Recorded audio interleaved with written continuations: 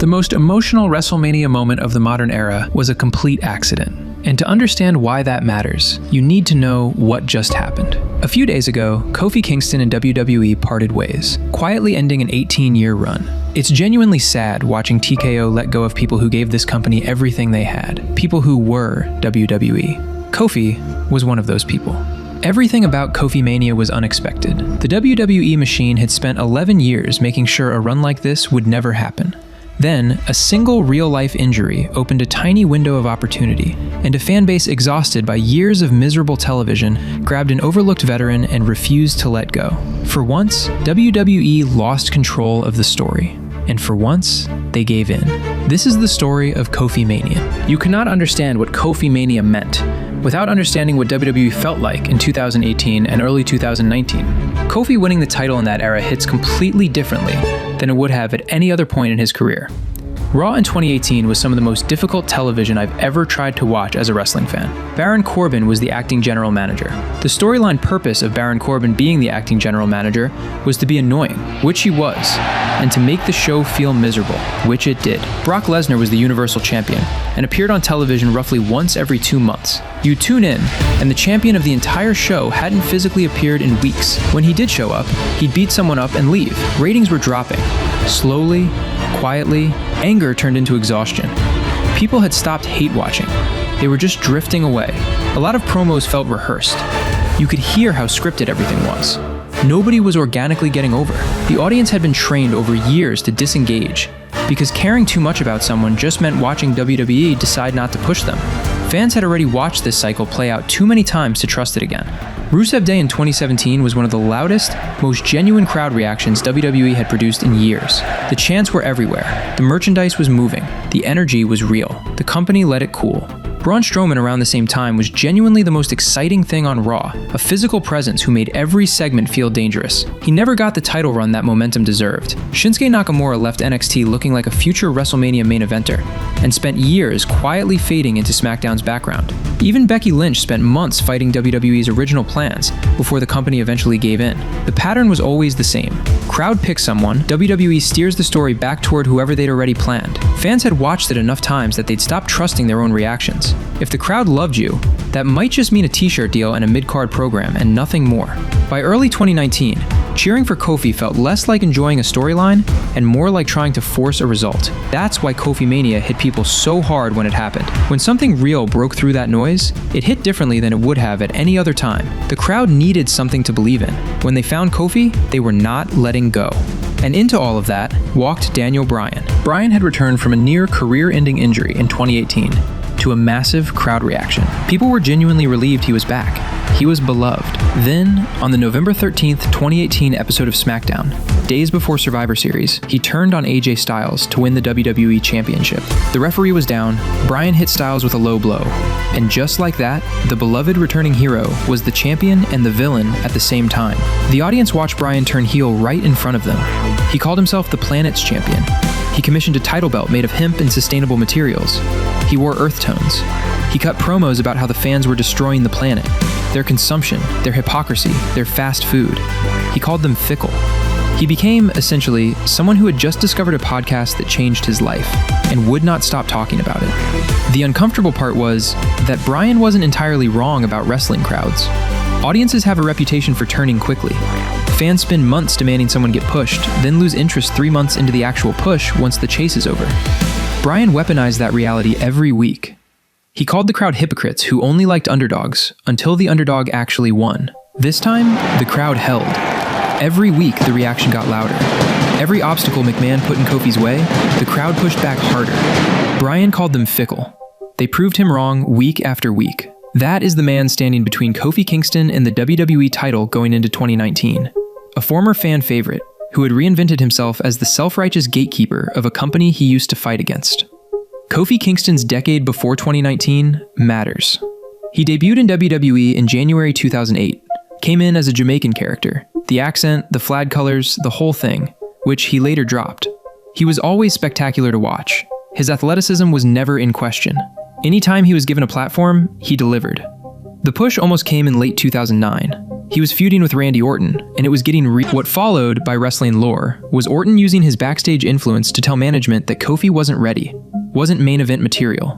Orton later denied the full extent of this, and accounts differ, but the result was undeniable. The push stopped. 10 years of being exactly good enough.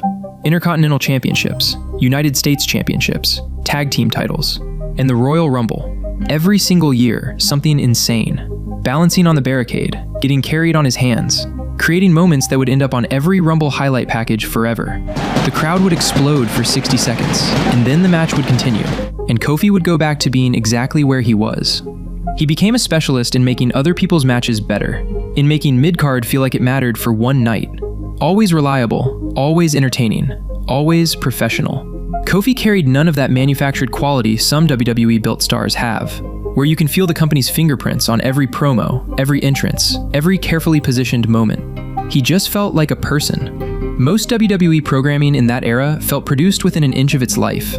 Kofi didn't. What made that genuinely difficult to watch was Kofi himself. A lot of fans saw themselves in him, the worker version of him. The guy who kept showing up, kept doing good work, kept being dependable while opportunities went elsewhere. He was the guy people felt had quietly earned it over years without ever being rewarded for it. He never seemed bitter about any of it. Backstage footage, interviews, candid moments. His energy read as completely authentic, always smiling, always grateful. Never the guy quietly lobbying for a push or letting frustration leak through. He just worked, showed up, gave everything, went home. Over 11 years, that consistency became its own kind of character. Fans could look at him and trust him. His warmth just read as real. He looked like someone who genuinely loved doing this, not just grinding through it. That's hard to fake for 11 years. Then New Day happened. When Xavier Woods pitched the concept internally, it was supposed to be a motivational speaker stable, gospel music, and positivity. Fans hated it. The New Day sucks chants were some of the most consistent crowd reactions of that era. But over time, the three of them found something. Eventually their real personalities started coming through. Big E and his intensity. Woods with the trombone and the complete commitment to every bit. Kofi as the core. The glue, the warmth. The guy who made you love the whole thing. New Day broke the record for longest tag team championship reign. They sold cereal, genuinely funny, genuinely entertaining, genuinely beloved. Without New Day, Kofi Kingston probably becomes another talented wrestler people remember warmly, but vaguely. The guy with the Rumble saves, the reliable mid-card hand. Someone you liked without ever feeling strongly about. New Day made people emotionally attached to him. Fans genuinely cared what happened to him by 2019. In wrestling, that's almost the whole game. And Kofi was still not the main event guy. Toledo was electric because the crowd had been watching this man work for 11 years and had lived through every near miss, every disappointment, every "he's so good but not quite the guy" conversation. When they saw him survive that gauntlet, lasting over 40 minutes against Daniel Bryan, Jeff Hardy, and Samoa Joe, the arena in Toledo started to understand something it had no good answer for. Why had it taken 11 years for this to feel possible? Mustafa Ali was supposed to be in the Elimination Chamber. Ali was the planned storyline, the planned arc, the guy WWE had already slotted in. He was good. Nobody was making a wrong creative call by putting him in that match. Then, Ali got hurt. The spot opened up, they gave it to Kofi, as a placeholder, as someone reliable and athletic who wouldn't embarrass the match. That's the whole story of the booking at that moment. February 12th, SmackDown, Toledo, Ohio. The night's main event was a gauntlet match, a series of consecutive one-on-one bouts where you keep wrestling until you lose, with the winner earning the final entry spot in the Elimination Chamber. Entering last means coming in fresh. It's an advantage worth fighting for. Kofi enters first. He pins Daniel Bryan, clean. The current WWE champion, the heel who had been built all year, goes down to Kofi Kingston on a Tuesday night. The arena erupted, and it kept building from there. He defeats Jeff Hardy, then Samoa Joe, over 40 minutes in. The arena is buzzing. This is no longer a gauntlet match. This is something happening. He's finally eliminated by AJ Styles via submission. Samoa Joe jumps him from behind immediately. Styles pulls Joe off. Kofi, exhausted and emotional, turns to the man who just ended his night and tells him to fight. The crowd is already on their feet. Styles backs away. The moment is over, but something has already shifted. Toledo was on its feet for a man who lost. The hashtag Kofimania started trending that night, Within hours of a random SmackDown episode, it was everywhere. People who hadn't thought about Kofi Kingston in years were suddenly remembering the Rumble saves, the Orton feud, the decade of almost. Usually wrestling fans online get cynical fast. This time, they didn't. They wanted Kofi. The crowd had seen enough feel-good moments to know the difference. They wanted Kofi as their champion. You cannot manufacture that. Kofi was already a veteran by 2019, 11 years in. Wrestling fans understand that careers don't last forever. Bodies break down, momentum fades, windows close. There was a growing feeling that if this didn't happen now, it probably wasn't happening. That urgency was underneath everything. February 17th, the Elimination Chamber pay-per-view. The chamber itself is a massive steel structure built over the ring. Chains, plexiglass pods bolted along the outside edges, a concrete floor surrounding the canvas. 6 competitors. 4 start sealed inside pods and are released one by one as the match progresses. Fresh beats exhausted in there, which meant Kofi's gauntlet performance had earned him something real. He enters at number 3, survives pod's opening, weathers Samoa Joe, outlasts everyone until it's down to him and Daniel Bryan. The building is alive. Every near fall landed louder than the one before it. You could feel thousands of people slowly convincing themselves that WWE might actually do this. That's what great wrestling crowds do at their absolute best. They collectively talk themselves into believing something right there in the arena. Toledo had started it. This building was finishing the job. Kofi climbs to the top of a chamber pod and launches himself off. Bryan sidesteps it, catches him coming down, and drives him into the mat with a running knee. 1, 2, 3. Kofi loses. There's no resignation in the crowd. Big E and Xavier Woods come in to console him, and the crowd chants "Thank you, Kofi" as he leaves the chamber. It sounds like the beginning of something. Kofi losing the Elimination Chamber pushed the crowd out of passive watching. The audience went from, "Let's see where this goes," to fully wanting this. And what WWE did across the next 6 weeks, whether they planned every piece of it or were genuinely reacting to crowd response, was construct one of the most complete narrative experiences the company had produced in years. February 26th, contract signing. Kofi is about to sign for a one-on-one title match at Fastlane. The building knows it. Vince McMahon's music hits. McMahon comes out, acknowledges Kofi's 11 years, and replaces him. Kevin Owens, a veteran heel who had been circling the title picture, signs the contract instead. The arena turned hostile immediately. Loud, sustained booing that settled into chants of Kofi's name. The New Day had their heads down. The commentators went quiet. The crowd had chosen Kofi themselves and was demanding WWE catch up. That's what this storyline had become. The crowd was moving faster than WWE was willing to go. Being denied by someone with the authority to simply say no hits differently than being beaten in a match. You can fight back from a match. You can't fight back against a decision made in an office. March 12th, Dayton, Ohio. Kofi in the ring with McMahon. What Kofi said that night was completely true. That's what made it land. He had worked 11 years for this company. He'd missed his kids' birthdays. He'd never complained. He'd never gone to management and demanded anything. He'd just worked, just showed up.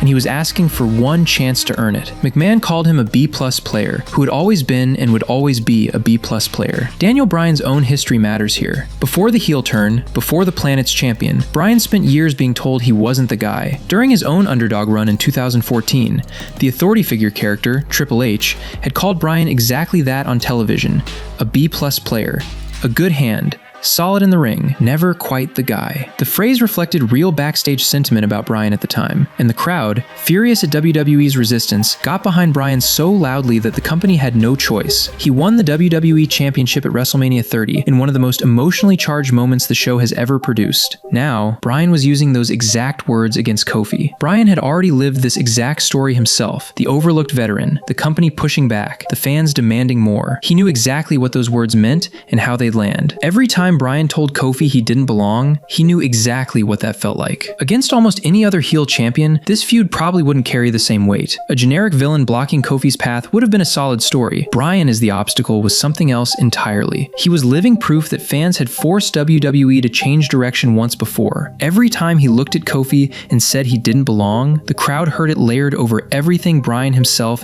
had once fought against. Everyone in that building heard both layers at once. Bryan understood this story better than anyone anyone else in the company. Every segment they shared was uncomfortable for that exact reason. McMahon sets an impossible task. Beat Sheamus, Cesaro, Rowan, Samoa Joe, Randy Orton, all in a row, all in one night, and you go to WrestleMania. Sheamus, gone. Cesaro, gone. Rowan, gone. Samoa Joe, gone. Orton's music plays. The arena understood the callback immediately. 2009, the moment that derailed the push the first time. The man who, by wrestling lore, made a phone call and told management Kofi wasn't ready. Standing between Kofi and WrestleMania 10 years later. Kofi rolls him up. 1, 2, 3. The backstage footage of the locker room watching, the celebration, the noise coming from behind the curtain. You cannot recreate that artificially. The entire roster was reacting like that because the moment was genuinely real to them too.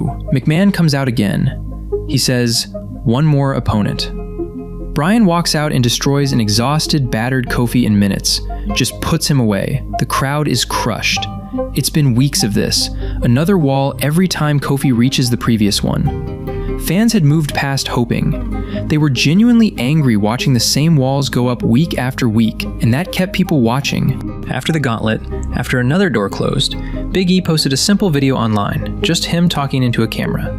He talked about how no matter how hard they worked, how loud the fans cheered, how many records they broke in merchandise sales, people like us will only get so far. In the context of professional wrestling, in the context of the history of black men in the WWE Championship, with the camera on Big E's face while he's barely keeping it together, that line felt real immediately. WWE's television scripts never said the word race, but Big E said people like us, and every person watching understood exactly what he meant.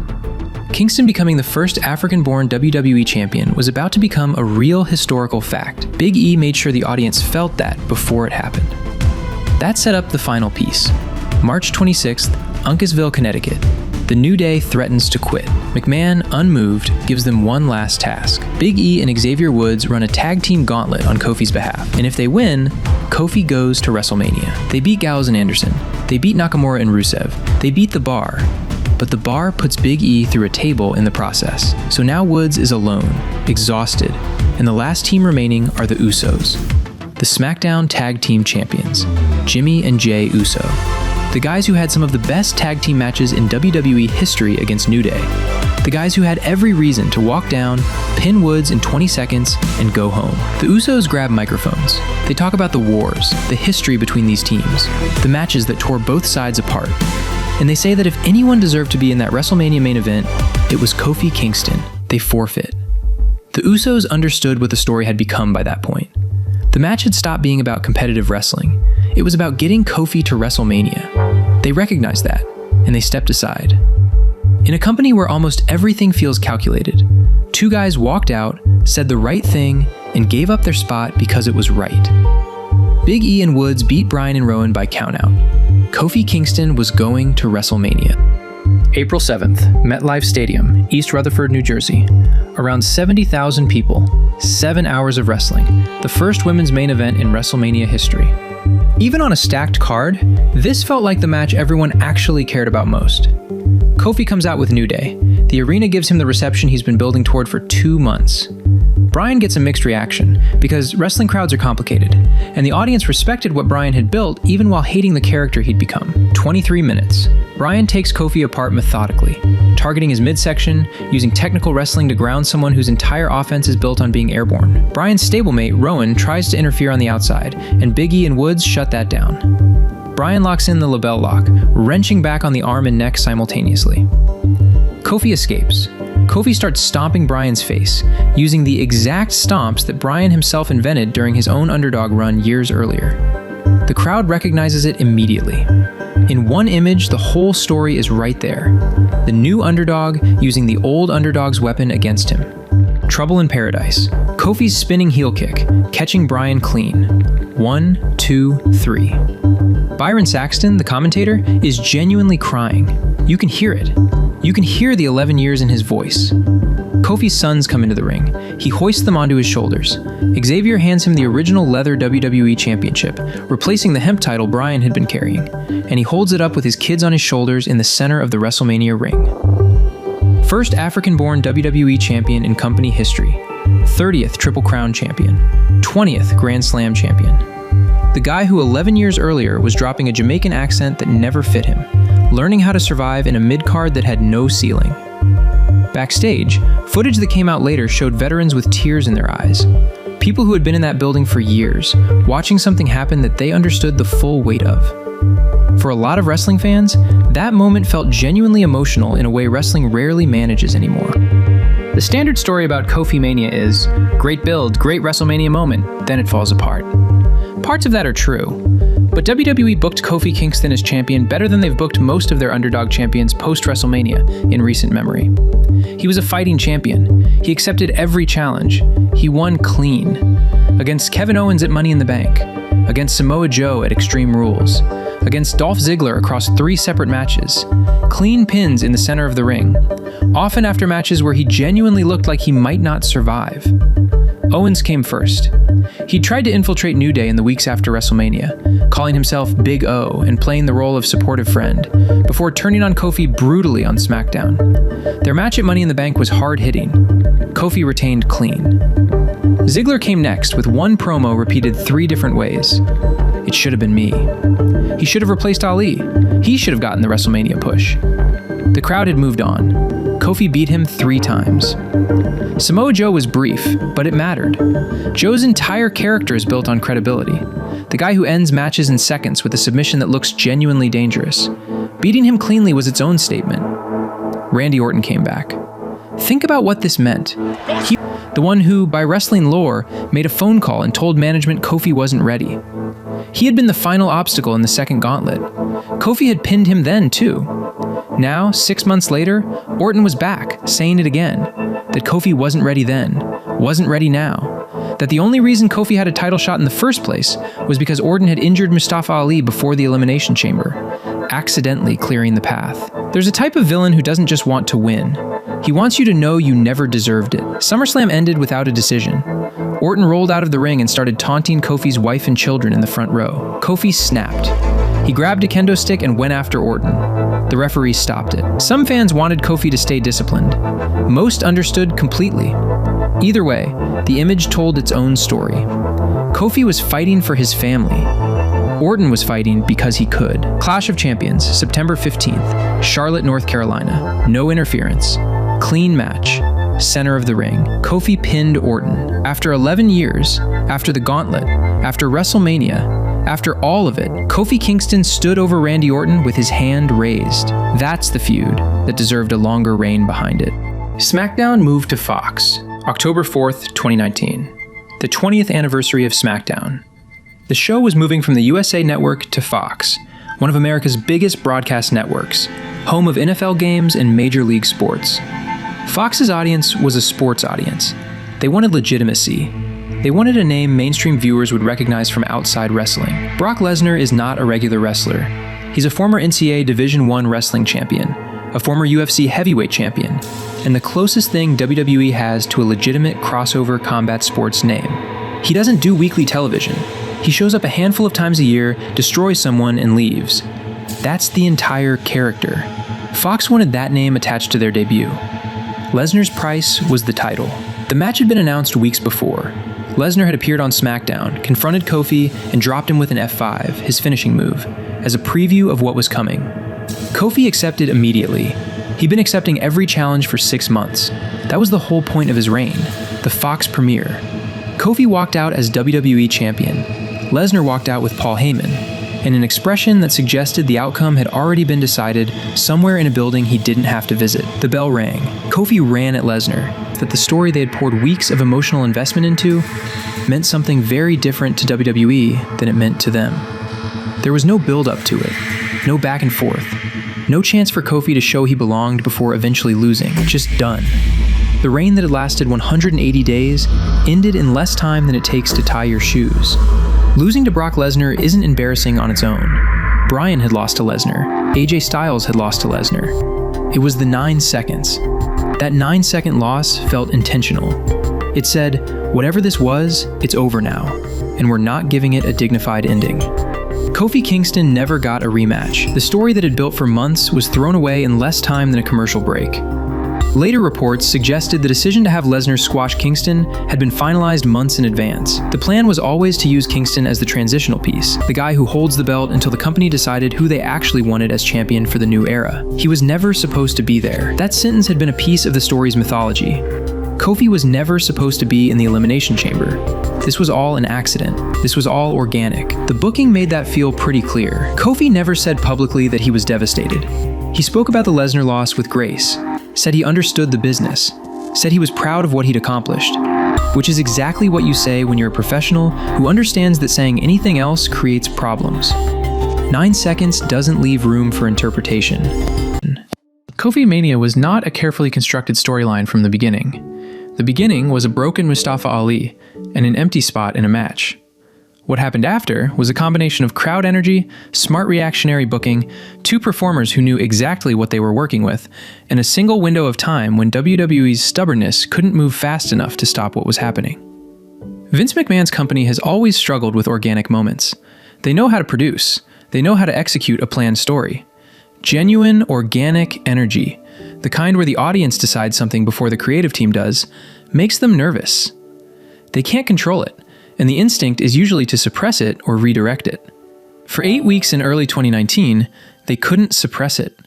The crowd was too loud, and the television was too clear, and Big E's video was too real, and the gauntlet match was too good, and the Usos were too sincere, and 11 years of Kofi Kingston was too much accumulated evidence for anyone to dismiss. They listened, whether they wanted to or not. And on April 7th, in a stadium with 70,000 people, in the middle of the main card, Kofi Kingston's sons sat on his shoulders in the center of the WrestleMania ring. That image doesn't go away. 9-second squash loss and all. In a company where fans spent years feeling like their voices disappeared into a machine that had already decided everything, Kofimania was one of the rare times the crowd actually changed what happened. The machine gave in once, just long enough to remind people what wrestling feels like when the fans actually matter. That's why people still talk about Kofimania the way they do. For 8 weeks, the audience rewrote the script. WWE had no choice except to follow them. Kofimania was a lightning-in-a-bottle moment, a rare, beautiful victory, where the fans forced the machine to listen and finally rewarded an unforgettable 11-year run. If you enjoyed this deep dive, please hit that like button and subscribe to the channel. And if you want to see more stories of wrestlers who defied WWE management and still became undeniable stars, click the video on your screen right now. Thanks for watching, and I'll see you in the next one.